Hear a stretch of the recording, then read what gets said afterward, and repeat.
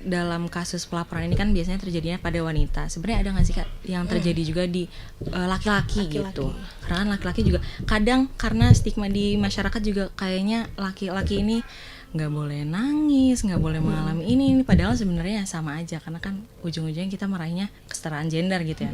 Dari Kakak sendiri gimana? Ini berarti kekerasan dalam laki-lakinya. Iya. Kekerasan dalam laki-laki sebenarnya menarik sih. Tapi ini sebenarnya agak gimana ya? Jadi pada saat itu pernah ada yang melapor terkena tindakan represivitas. Kenapa? Karena pas itu kita itu sedang dia itu sedang ngobrol dengan komunitasnya, terus tiba-tiba digerebek polisi karena disangka itu merupakan konsolidasi gay. Gitu. Kenapa sih kamu jadi feminis itu kan kayak menentang budaya gitu ya. Padahal ya kodratnya seperti itulah perempuan gitu. Kenapa harus ada feminisme dan lain-lain. Nah itu sebenarnya itu masih jadi tantangan terbesar sih. Karena apa? Pada akhirnya itu gak jarang anggota-anggota kami tuh kayak curhat, kayak cerita ketika aku kayak open up tentang feminisme atau aku join gerakan ini tuh kayak banyak banget yang underestimate. Kayak kenapa kok kamu ikut gerakan kayak gitu sih gitu. Padahal kan secara agama atau secara budaya itu kan kayak gini-gini. Padahal sebenarnya enggak, kayak maksudnya kita di sini bukan saingan untuk mengalahkan gitu loh. Kita lebih fokusnya ke keadilan, by the way. Iya. Jadi sebenarnya ada perbedaan konsep terkait keadilan dan kesetaraan itu.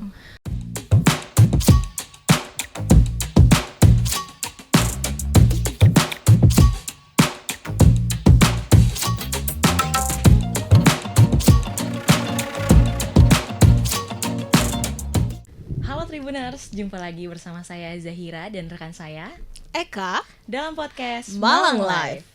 Tanggal 8 Maret 2025 nanti kita akan memperingati Hari Perempuan Internasional. Nah, pada kesempatan kali ini kita menghadirkan komunitas Women's March Malang. Nanti kita akan membahas banyak hal bersama komunitas ini. Salah satunya seperti bagaimana komunitas Women's March Malang berperan dalam memperjuangkan hak-hak wanita dan bagaimana cara wanita untuk bisa mendapatkan kesetaraan gender. Kalau gitu kita sapa dulu nih Kak. Untuk narasumber kita hari ini ada Kak. Aku Yusepina Aprilia dan aku dari Women's March Malang. Oke. Ini nama panggilannya siapa Kak? Aku panggil Jose aja. Jose. Iya. Oke, terima kasih ya Kak ya sudah jauh-jauh hadir juga ke studio Tribun Jatim Network Malang ini. Boleh nih Kak, kita sapa dulu penonton Tribuners di rumah. Manggilnya siapa? Tribuners. Hai Tribuners, gimana? Halo Tribuners. Saya Yusepina Aprilia dan saya di sini datang sebagai Manager of External Division dari Women's March Malang. Oke, kalau gitu kita langsung aja kali ya. Oke. Ngobrol-ngobrol hari ini. Boleh. Oke. Pertama nih Kak, sebenarnya apa sih Kak alasan komunitas ini dibentuk gitu? Oke. Jadi alasan komunitas ini dibentuk itu seperti namanya Women's March. Women's March itu sebenarnya merupakan perayaan dari Hari Perempuan Internasional atau Women's Day itu sendiri. Jadi setiap tahun dulu di luar negeri, khususnya di negara di mana ideologi feminis itu terbentuk, setiap tanggal 8 Maretnya itu mereka merayakan International Women's Day-nya dengan Women's March gitu. Jadi mereka sama-sama turun untuk ke jalan dan mereka pada akhirnya kayak menyuarakan apa tuntutan-tuntutannya gitu. Itu untuk perayaan. Tapi untuk Women's March Malang sendiri itu dibentuknya dari kalau misalnya teman-teman tahu Jakarta Feminis, Jakarta Feminis itu sebenarnya membuat Women's March itu menjadi perayaannya secara skala nasional gitu. Tapi seiring berjalannya waktu, Women's March ini akhirnya dibentuk di beberapa kota gitu. Salah satunya di Malang. Itu mengapa kita pada akhirnya lahir. Berarti untuk menyuarakan ya Kak ya, menyuarakan hak wanita itu sendiri. Benar. Jadi awalnya dari perayaan terus menjadi sebuah komunitas yang sekarang itu berjalannya nggak cuman merayakan pas International Women's Day doang, tapi kita tetap sekaligus seiring berjalan waktu kita membuat program-program yang lain selain perayaan itu tadi. Oke, membuat program-program yang lain ya Kak. Ini menarik ya Kak Zahira ya. Program apa sih yang nanti dibuat oleh Women's March Malang, nanti kita akan bahas di akhir ya Kak ya. Nah, kalau misalkan siapa saja sih Kak yang bisa bergabung di komunitas ini gitu Kak? Yang boleh bergabung semuanya boleh bergabung. Berarti laki-laki boleh gak sih Kak? Boleh banget. Boleh banget. Iya, boleh banget. jadi salah satu anggota kita juga ada laki-lakinya gitu. Oh, kira-kira alasan laki-laki terjun ke komunitas ini tuh apa kira-kira mereka? Mungkin kita balik dari awalnya dulu ya. Jadi komunitas ini tuh kan terbentuk secara kolektif dan mereka itu memperjuangkannya keadilan gender dan kesetaraan gender gitu ya. Jadi gender itu sebenarnya ada banyak, tapi let's say kita kotakan lagi jadi jenis kelamin, ada perempuan dan laki-laki gitu. Adanya ideologi feminis itu sendiri itu sebenarnya nggak untuk memenangkan perempuan atau berkompetisi antara perempuan dan laki-laki gitu loh. Kita dalam ideologi itu juga membuat lingkungan yang interseksional yang sejatinya itu bisa ramah atau aman untuk kedua belah laki-laki baik itu perempuan gitu. Kita bahkan kan juga memperjuangkan hak-hak laki-laki dengan cara menghilangkan kata-kata yang seksis gitu dari laki-laki, kayak toxic masculinity, terus kayak tuntutan untuk laki-laki itu harus bisa gimana gitu. Oke, menarik banget ya. Keren banget kalau sih, Kak. misalkan kita bisa bergabung dalam komunitas boleh banget, boleh banget. Malang ini ya Kak Iya, ya. jadi sekarang anggota kita itu ada mostly mahasiswa sih sebenarnya, tapi juga ada yang udah kerja, ada yang udah jadi aktivis juga gitu. Berarti nggak ada batasan ya, Kak? Nggak ada Join? batasan. Nggak ada Semua batasan. usia. Semua usia boleh. Semua usia boleh bergabung dalam komunitas Women Smart Malang ini. Iya. Oke. Ayo Mbak, kita gabung abis ini. Ayo. Oke, karena tadi kakaknya juga udah sempet bilang ada komunitasnya itu ada di beberapa daerah juga. Sebenarnya ada di daerah mana aja sih, Kak? Jadi tahun lalu ketika kita pada akhirnya konsolidasi nasional antar, jadi kan kita kan geraknya kolektif ya, jadi jaringan gitulah kayak istilahnya. Jadi waktu tahun lalu Jakarta Feminis mengadakan konsolnas itu, aku ketemu sama ada yang Women's March Blitar juga ada, Kediri juga ada, yang jauh itu Palangkaraya juga ada, Banjarmasin juga ada. Sebenarnya banyak sih. Berarti hampir seluruh Indonesia ya. Iya, hampir. Tapi yang disayangkan kan keaktifannya gitu kan. Apakah apakah masih gerakannya masih stagnan atau enggak gitu. Tapi yang paling sering aku lihat kayaknya Women's March yang di Jakarta ya, Kak, yang Iya. sering aktif gitu. Oke, nah kalau misalkan di Indonesia ini ya Kak ya, khususnya Kota Malang, kenapa sih membutuhkan komunitas ini? Oke, jadi sebenarnya ini to be clear nggak cuma Kota Malang doang ya yang membutuhkan komunitas keperempuanan kayak gini, tapi sebenarnya semua kota harusnya butuh seperti ini gitu kan. Karena yang pertama, kita tuh fokusnya ke 3, advokasi, edukasi, dan juga solidaritas gitu. Ketika kita ngomongin advokasi, kita kan pasti ngomongin tentang let's say gampangnya kekerasan atau kayak ketidakadanya ruang aman untuk berekspresi gitu kan. Advokasi ini diperlukan dalam komunitas ataupun dalam sebuah kota itu supaya orang-orang itu bisa merasa terjamin keamanannya. Ketika itu kita bawa di Malang, itu banyak banget sekarang mungkin kebanyakan mostly di Malang adalah mahasiswa gitu ya, yang mana mereka seringkali terkena hal-hal yang memang tidak diharapkan gitu. Nah, ketika itu butuhnya advokasi adalah mereka jadi bisa tahu mau lapor kemana, dan mereka bisa memenuhi apa yang mereka butuhkan gitu. Apakah mereka butuh penanganan dari sisi psikologisnya atau dari sisi hukum, litigasi atau non litigasinya, gimana caranya kalau misalnya mereka mau cope sama masalah itu, nah itu dari bagian advokasinya. Berarti ada tempat untuk berlindung bagi mereka. Iya benar, gitu ya, ada Kak, ruang aman gitu untuk mereka bercerita, melapor, berekspresi gitu. Terus yang kedua dari segi edukasinya. Kalau misalnya kita lihat bicara tentang kesetaraan atau keadilan, itu kan masih sebenarnya nggak mau klaim ya, tapi kan itu masih sangat terlihat di sektor-sektor sosial, di sektor publik gitu ya. Pada akhirnya di sini kita mengedukasi masyarakat Kota Malang itu supaya lebih terbuka lagi dengan isu-isu seperti ini gitu. Dari yang tadinya nggak tahu kalau itu merupakan ketidaksetaraan atau ketidakadilan, pada akhirnya matanya jadi terbuka tahu, gitu, jadi tahu, lebih teredukasi lagi dan lebih aware sama isu-isu seperti itu gitu. Lagi sekarang marak banget ya Kak kasus pelecehan seksual, kekerasan seksual yang menimpa wanita itu sendiri kan Kak. Oke. Tapi karena tadi kakaknya juga udah bilang di WMM ini bisa semua golongan usia bisa masuk. Sebenarnya ada berapa sih Kak jumlah anggota di WMM, dan gimana cara kita untuk bisa join ke komunitas ini? Oke. Jadi sekarang komunitas kita total secara keseluruhan ya, bukan yang ya total secara keseluruhannya ada 40-an orang Itu di wilayah di wilayah Malang. Malang aja. Oke. Tapi ya mostly mahasiswa gitu. Lalu gimana caranya bisa masuk? Jadi per tahun itu kita akan ngadain ini open recruitment. Iya, oke. biasanya dilakukan September atau Oktober. gitu. bulan-bulan September Oktober ya Kak. Iya, Kira-kira ada kriterianya khusus gak sih Kak? Kriteria khususnya tertarik. Tarik aja ya. Enggak, sebenarnya membahas isu-isu ini. apa namanya, nggak ada kriteria khusus kayak harus umur berapa, harus sudah pernah baca buku apa gitu, nggak ada sih sebenarnya. Kayak kamu memiliki ketertarikan dan memiliki antusiasme terkait feminisme dan interseksional. Oh gitu. Tapi itu ada penyeleksiannya nggak, Kak? Ada Ada, tetap ada ya? penyeleksiannya. Oh, ada. Itu sebenarnya apa ya? Itu sebenarnya cuma formalitas aja sih sebelum Formalitas. penyeleksian itu. Kayak pada akhirnya kan kita bisa menilai apakah ini orang beneran tertarik atau enggak. gitu. Bener-bener serius gak sih gabung Iya, komunitas benar. ini? Mungkin Kak Zahira bisa bergabung juga Abis ini gitu. ya. Abis Iya, ini langsung kontak daftar Kakak ya ya. Kak. Boleh. Berarti kan tanggal 8 Maret ya Kak ya peringatannya kan? Iya, Tepatnya 8 hari Sabtu. Kira-kira ada tuntutan gak sih yang akan disuarakan oleh komunitas Women Smart di seluruh Indonesia itu tentang hak-hak perempuan? Oke, jadi kalau untuk di seluruh Indonesia, sepemahaman aku itu mereka mengangkat tema besarnya itu merupakan acceleration progress gitu. Jadi percepat aksi. Oke. Karena dilihat lama-lama kok kita nuntut kayak gini tapi nggak ada hasil yang terlihat gitu loh. Pada akhirnya saya kayak tahun lalu ada tuntutan tentang RUU PPRT. Pada akhirnya dijanjikan ketika kita udah membuat aksi yang lumayan gede pada saat itu di Jakarta dan di Malang juga, setahu saya.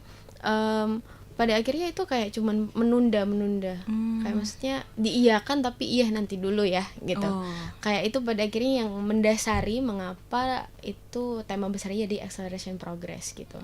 Tapi kalau di Malang sendiri itu pada saat ini WMM ini bekerja sama dengan gerakannya Kamisan Malang. Oh, gerakan Kamisan. Iya, karena base-nya kita kan juga gerakan kolektif ya. Jadi gerakannya nggak cuma satu doang, tapi bersama-sama dengan organ lainnya gitu. Jadi yang diangkat di Kamisan itu merupakan tema besarnya perempuan di jalur depan, akselerasi perlawanan anti kekerasan gitu. Perlawanan anti kekerasan. Iya, jadi kalau misalnya dilihat kan kayak agak ini ya jauh ya dari tema nasional gitu. Tapi itu memang sengaja seperti itu. Mengapa? Karena sepertinya nih yang dibawa di nasional itu belum tentu untuk relate ke semua. Oke. Ya gitu. Jadi kita membawakan tema itu kenapa? Karena ya itu urgensinya yang kita butuhkan di Kota Malang gitu. Jadi ada penyesuaian lagi Iya, ya. ada gitu. penyesuaian lagi. Oke, tapi kalau gitu berarti peran apa aja sih Kak yang ingin komunitas ini bawakan untuk masyarakat gitu? Peran ada 3 fokus yang tadi itu Iya. ya, advokasi, edukasi, dan solidaritas Itu tadi. gitu. Iya. Jadi peran yang kita mau lewat advokasi ya kita membuka ruang aman bagi teman-teman sekalian. Kalau misalnya teman-teman mau belajar, kalau teman-teman rasanya sedang mengalami ingin melapor atau ketika mengalami tindak kekerasan nggak tahu mau lapor di mana, itu kita bisa memfasilitasi gitu. Langsung ke Women Smart Malang itu sendiri. Jadi kita secara advokasi kita itu bukan sebagai yang turun langsung atau kayak menjadi psikiater atau menjadi kuasa hukum gitu, enggak. Tapi kalau misalnya secara turun langsung kita itu menjadi fasilitator. Yang mana ketika pelaporan itu datang, kita akan bantu mereka carikan jaringan yang lain, Solusi gitu. Iya, lebih mereka tepatnya ya Kak ya. Iya benar. Gitu. Oke, kalau misalnya komunitas ini membantu perempuan dalam memperjuangkan hak-haknya tuh gimana Kak? Memperjuangkan hak-haknya sebenarnya kan gini, kita sebagai sebuah gerakan gitu ya, kita nggak bisa menuntut orang untuk kamu harus ikut kayak gini. Kayak maksudnya ketika kita ngobrol terus kayak kamu harus ikut aja nggak sih, ini loh benar gitu kan. Tapi kan kita nggak usah gitu, kita mengawali itu dengan aksi pencerdasan terlebih dahulu. Itu jadi kita ini sekarang lagi fokus di pencerdasan dari sosial media, dan beberapa kali kita juga melakukan kegiatan di luar kayak secara offline gitu. Itu berupa workshop, berupa diskusi eksternal, biasanya juga ada nobar gitu. Oh, nobar juga ada berarti. Iya, jadi beneran seperti komunitas gitu, nggak yang kayak kita Nggak cuma berdebat aksi aja. mengenai ideologi gitu, enggak kok. Kita juga ngopi gitu-gitu. Having fun juga ya? Iya. Pendapat gitu gak sih? Jadi kita untuk mengawali dari perlawanan hak perempuan itu tadi dengan edukasi itu tadi. Karena satu quote yang aku paling ingat banget ketika aku mengawali gerakan itu adalah ketika kita melihat, kita berpikir, dan ketika kita berpikir kita mulai bergerak gitu. Jadi ketika orang itu belum tahu, dia harus melihat dulu gitu. Baru pada akhirnya mereka akan mengelola, dan pada akhirnya mereka akan tergerak untuk membuat suatu gerakan, entah itu skalanya kecil, dan mereka bergerak sendiri, berdua, berlima, itu juga merupakan suatu gerakan gitu. Keren. Oke, Quotes keren. hari ini luar biasa. Tapi gimana nih Kak, cara komunitas WMM ini berperan untuk biar wanita ini bisa mendapatkan apa ya, keadilan gitu di masyarakat. Sebenarnya tadi kan Kakak juga udah jelasin peran-perannya juga gitu, tapi sebenarnya secara lebih spesifik gitu. Secara lebih spesifik, ketika itu menyangkut tentang hak, let's say kalau misalnya dia ada korban, kita akan memfasilitasi mereka seperti yang tadi aku bilang. Tapi kalau misalnya terkait hak, ya itu tadi sih, kita nggak bisa secara langsung kayak kamu harus menuntut nih gitu, kayak maksudnya Iya sih. karena nggak semua orang itu nggak semua orang masih open. Maksudnya nggak semua orang bisa langsung disuapin kayak gitu dan mereka langsung iya aja gitu kan. Jadi untuk mereka menuntut sebenarnya kita lebih ke persuasif aja sih, persuasing mereka untuk sadar, terus habis gitu mereka pada akhirnya gimana ya, kayak lebih ajakan secara halus dari pengertian yang kita lakukan gitu. Oke. Tapi Kak, biasanya kan kalau di kampus-kampus ya, biasanya kampus itu punya kayak untuk pelaporan juga kalau ada yang korban mengalami hal tersebut gitu. Benar. Nah, kalau dari situ di UMM sendiri ini pernah kayak ada kerjasama juga dari pihak-pihak kampus atau kayak misalnya di kampus ada kasus seperti ini bisa dihubungkan dengan UMM atau kayak gimana? Kalau di kampus itu karena saya ini mahasiswa UB ya, jadi kan setahu saya memang ada satgas pelaporan yang memang isinya adalah orang-orang yang expertise di bidang itu gitu. Tapi sebenarnya UMM ini memiliki jaringan dengan LBH dan juga WCC. Jadi WCC ini mereka menyediakan fasilitas juga, kayak mereka ingin memfasilitasi dari segi psikologis atau dari segi hukumnya juga bisa gitu kan. Nah, mengapa pada akhirnya WMM itu bergerak di luar? Karena mostly orang-orang ketika udah sampai di kampus dan mereka mendapatkan perlakuan tentang kekerasan di kampus, mereka itu ini nggak cuma satu orang aja sih yang sampai cerita kayak, tapi kita juga nggak bisa klaim ya maksudnya. Jadi mereka itu enggan untuk melapor di kampus karena Alasannya? privasi datanya itu belum terjamin gitu loh. Karena yang mengelola setahu aku itu kan dari kementerian eksekutif masing-masing gitu kan. Dari kementerian eksekutif masing-masing itu dikelola datanya oleh mahasiswa lagi gitu. Jadi ketika mahasiswa lagi itu melihat kan mereka mungkin merasa Ada tertekan, kekhawatiran juga kekhawatiran kalau misalnya gimana kalau diceritain ya Diceritain gitu. ke orang lain gitu, merasa gak aman. Jadi kayak privasinya kurang terjamin. Nah itu pada akhirnya WMM bekerjanya fokus di luar. Oh, fokus di luar, berarti Iya. gak di kampus ya kayak? Enggak. Tapi kalau misalnya mahasiswa mau melapor nggak apa-apa, silakan aja. Tapi biasanya mahasiswa atau yang wanita-wanita lain gitu kalau melapor ke WMM ini kasusnya tentang apa aja sih Kak? Biasanya tentang yang pertama itu tentang kekerasan. Kekerasan KDRT atau sama kekasih atau sama pacarnya mungkin atau gimana? Kalau kekerasan seksual kan banyak ya, ada pelecehan, ada KBGO kayak revenge porn. Nah itu sempat ada yang ngelapor juga, ada yang memang ini boleh nggak ya ngomong apa ya? Mungkin inisial. Sexual assault gitu lah. oke. Iya itu. Yang kayak seperti itu, terus ada perundungan. Perundungan juga ada. Iya, juga ada. Oke, tapi gimana sih aktivitas atau advokasi pembelaan dukungan kepada korban yang sudah Women's March Malang ini lakukan gitu sampai Jadi, akhir? Bentuk advokasinya Iya. ya.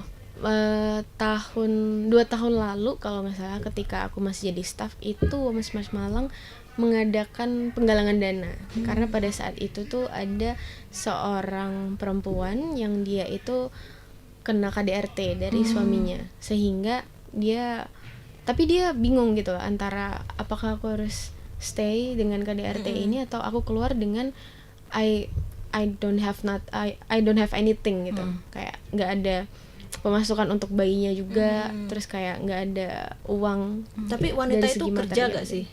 Enggak, Oh, enggak. ibu rumah tangga. Ibu rumah tangga. Iya, jadinya kita mengadakan penggalangan dana itu untuk let's say memberikan secara material dia sampai beberapa waktu tertentu gitu. Iya. Memang kalau KDRT itu kebanyakan rata-rata wanitanya itu tidak bekerja dan bingung kalau mau pisah Iya. dari laki-laki. Jadi mereka tuh gak ada tempat untuk siapa yang akan menafkahi anaknya itu. Bener gitu deh. Oke. Tapi karena biasanya kan rata-rata nih ya Kak, di dalam kasus pelaporan ini kan biasanya terjadinya pada wanita. Sebenarnya ada nggak sih Kak yang terjadi juga di laki-laki gitu? Karena kan laki-laki juga kadang karena stigma di masyarakat juga kayaknya laki-laki ini nggak boleh nangis, nggak boleh mengalami ini. Padahal sebenarnya sama aja, karena kan ujung-ujungnya kita meraihnya kesetaraan gender gitu ya. Dari Oke. Kakak sendiri gimana? Ini berarti kekerasan dalam laki-lakinya. Iya. Kekerasan dalam laki-laki sebenarnya menarik sih. Tapi ini sebenarnya agak gimana ya? Jadi pada saat itu pernah ada yang melapor terkena tindakan represivitas. Kenapa? Karena pas itu kita itu sedang dia itu sedang ngobrol dengan komunitasnya, terus tiba-tiba digerebek polisi karena disangka itu merupakan konsolidasi gay gitu. Sebenarnya lebih ke arah situ sih. Oh, oke. Karena apa ya? Sebenarnya kan kita nggak cuman mengkotak-kotakan itu ada kekerasan perempuan dan laki-laki, tapi ada namanya gender based violence. Nah kan gender itu kan nggak cuma perempuan dan laki-laki, ada cis, ada pansex gitu kan, ada banyak gitu. Jadi sebenarnya itu sih yang disayangkan, gender based violence itu masih sangat dekat dengan kita gitu. Ketika seseorang nggak berperilaku sesuai dengan jenis kelaminnya itu dianggap salah, dan itu pada akhirnya membatasi ruang-ruang berekspresi kita juga gitu kan. Oke. Gitu. Oke. Kalau misalkan tantangan terbesar nih Kak yang dihadapi oleh komunitas ini dalam mengupayakan hak-hak perempuan itu apa kira-kira? Oke, tantangan terbesar yang pertama itu masih baik banget ya ternyata miskonsepsi tentang feminisme gitu. Masih sering dengar nggak sih kayak kenapa sih kamu jadi feminis itu kan kayak menentang budaya gitu ya. Padahal ya kodratnya seperti itulah perempuan gitu. Kenapa harus ada feminisme dan lain-lain. Nah itu sebenarnya itu masih jadi tantangan terbesar sih. Karena apa? Pada akhirnya itu gak jarang anggota-anggota kami tuh kayak curhat, kayak cerita ketika aku kayak open up tentang feminisme atau aku join gerakan ini tuh kayak banyak banget yang underestimate. Kayak kenapa kok kamu ikut gerakan kayak gitu sih gitu. Padahal kan secara agama atau secara budaya itu kan kayak gini-gini. Padahal sebenarnya enggak, kayak maksudnya kita di sini bukan saingan untuk mengalahkan gitu loh. Kita lebih fokusnya ke keadilan by the way. Kesetaraan gitu Iya. ya, Kak. Jadi sebenarnya ada perbedaan konsep terkait keadilan dan kesetaraan itu. Kesetaraan itu adalah memberikan porsi yang sama ke semua orang. Tetapi minusnya dari kesetaraan ini adalah mereka pada akhirnya nggak bisa mengakomodir apa yang benar-benar dibutuhkan dari orang itu. Jadi sekarang kayak diksinya itu baik diganti jadi keadilan gender, iya. Karena keadilan itu lebih spesifik, kayak kamu butuhnya apa, ya kita kasihnya yang itu gitu. Gitu. Terus abis gitu banyaknya miskonsepsi kayak gitu-gitu. Padahal kita cuman ingin kita diberikan kesempatan yang sama gitu dalam segala ini, dan kita diarus utamakan dalam segala keputusan atau kegiatan gitu. Let's say kalau sekarang banyak yang bilang kayak sekarang politikus banyak kok, kayak misalnya di pemerintahan banyak kok yang cewek juga udah bekerja gini-gini. Tapi yang perlu dipertanyakan gini, apakah di dalam situ mereka beneran bekerja atau sekedar mereka hanya representatif atau pemenuhan kuota untuk beberapa partai politik kan mereka memang punya batas minimum kuota ya untuk keterikutan perempuan dalam ajang-ajang politik gitu. Atau memang cuma representasi aja? Apa mereka tidak menghasilkan apa-apa gitu? Atau bagaimana gitu? Itu kan yang perlu dipertanyakan gitu kan. Terus sekarang di sektor pekerjaan sekarang perempuan juga banyak kok yang bekerja gitu, yang aktif dalam pekerjaan sekarang. Nggak cuman cowok aja yang kerja gitu. Ya wanita juga berhak untuk kerja juga kan. Perempuan juga kerja, terus sekarang ngapain gerakan kayak gini gitu kan. Terus tapi yang perlu dipertanyakan apakah gini, percepatan jabatan antara laki-laki dan perempuan itu sama. Terus apakah perempuan itu memiliki haknya yang secara kodrati, let's say menstruasi dan hamil, itu semuanya diakomodir dalam pekerjaan itu, atau malah dipersulit karena mereka memiliki hak-hak kodrati seperti itu gitu. Itu yang perlu sebenarnya kita sadarkan ke teman-teman sekalian. Itu yang pertama miskonsepsi, dan yang kedua itu ya lelet ya sebenarnya. Kayak maksudnya kalau misalnya kita bilang tentang advokasi dan kita bawa di litigasi yang di meja pengadilannya, itu sebenarnya agak kurang responsif ya. Kayak maksudnya kita perlu yang pertama itu sangat sulit, meskipun kita itu udah memiliki undang-undang TPKS kan 2022 lalu, tetapi implementasinya itu ternyata undang-undang ini tuh masih jarang banget digunakan dalam penyidikan gitu. Salah satunya yang aku tahu di Kota Malang juga masih enggan banget untuk menggunakan undang-undang TPKS sebagai dasar hukum gitu. Jadi mereka lebih merujuk ke KUHP, KUH Kitab Undang-Undang Hukum Pidana itu. Sedangkan yang secara spesifik seperti KBGO secara online, terus habis gitu kekerasan yang berbasis tekanan dari atas lah, jabatan atau orang penting yang melakukan itu semuanya tercantum di TPKS. Jadi itu lebih spesifiknya di situ gitu. Itu yang kedua. Dan yang ketiga mungkin keaktifan ya. Kalau misalnya membernya banyak, kayak ya seneng, kita senang juga ya memiliki banyak anggota, tapi kan semuanya memiliki ini ya masing-masing, kayak pekerjaan, kesibukan gitu kan. Nah itu yang menjadi tantangan kita sih sebenarnya. Banyak banget ya tantangan yang dihadapi Malang ini ya. Dan jadi kalau misalkan saya pengen balik lagi ke kasus yang KDRT itu ya, kayak berarti yang wanita sama prianya itu gimana lanjutannya? Apakah pisah atau tetap lanjut? Pada akhirnya pisah. Oh, pisah. Iya, pisah. Ketika itu kita juga minta berkonsultasi sama Dinsos Kota Malang juga. Okay. Jadi mereka pada akhirnya pisah, dan kita untuk membiayai kayak susu bayi atau makanannya ibu dan anak ini dengan melakukan penggalangan dana. Nah, itu penggalangan dana kita mungkin memang belum bisa mencukupi sampai seterusnya gitu ya. Tapi di sisi lain kita juga kayak memberikan ibu ini penyuluhan tentang pekerjaan. Nah, pekerjaan ini kan ada kayak pemberdayaan keterampilan kalau misalnya di Dinsos itu. Jadi mereka itu juga menampung korban-korban KDRT, dan mereka itu memberikan penyuluhan gitu. Bagaimana dinas sosial itu? Iya, dinas sosial P2A. Iya, khusus perempuan dan anak itu ya Kak ya. Oke. Berarti sekarang ibunya tuh bekerja.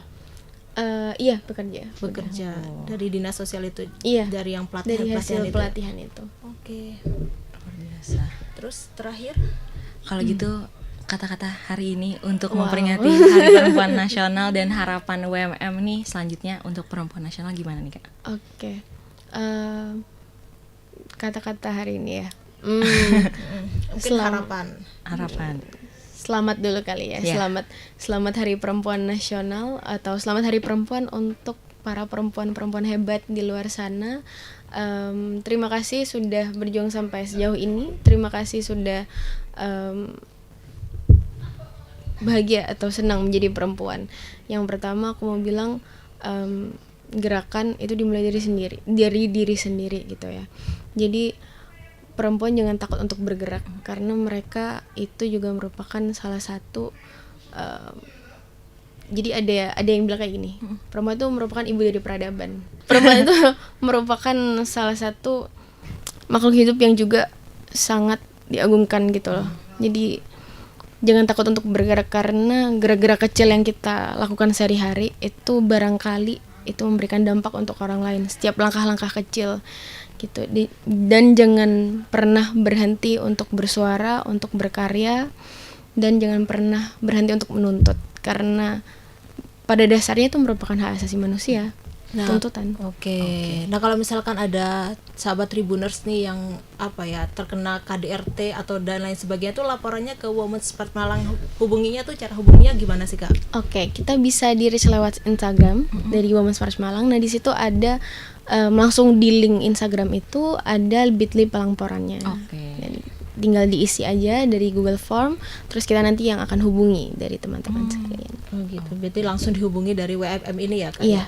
Oke, terima kasih Kak Jose atas waktu dan kesempatannya telah Iya, hadir di terima kasih studio juga, Tribun Jatim Network Tribun. Malang ini ya Kak ya.